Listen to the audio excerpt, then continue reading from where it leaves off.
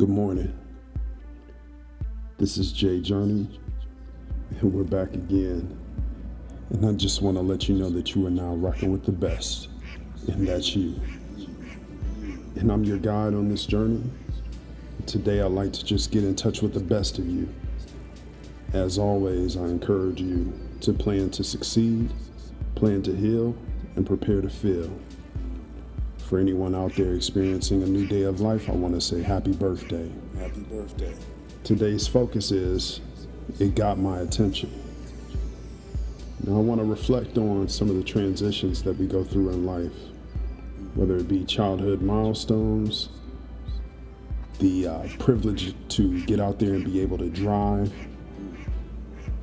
preparing your life for marriage or for parenting, any career transitions that you may go through as an adult or even as a young person.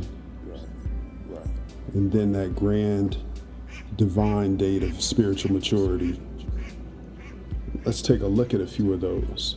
Let's look at it. So as a child, if you think about just being an infant and coming from your infancy, going into being a toddler, you go through that transition of having a sense as your brain develops, like, hey, it's time to walk.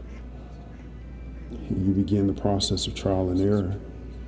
And through that process, you begin to develop the skills.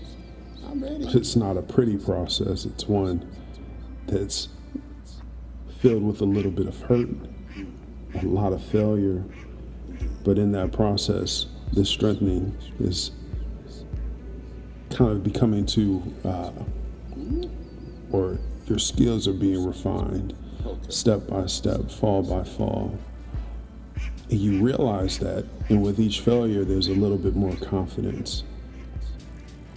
And I think that that's the process of life. Each failure gives you a little bit more confidence. It shows you that you won't be defeated. It elevates your mindset. I think back on when I was around 16 years old, ready to get my license. And my dad was looking at me and saying, I'm not going to let you get it right now. You're a little too excited. So he made me wait for a year. But even during that year of waiting, there was a little bit of refinement, a growth in maturity. The excitement kind of leveled off, and it became a sobriety in the sense of understanding the responsibility tied to this particular privilege that I was now being allowed because of my age. When you think about that, you can add it to other aspects of life. If you're looking at preparing for marriage or parenting, there's a certain maturity, there's a certain process that you go through to prepare for that.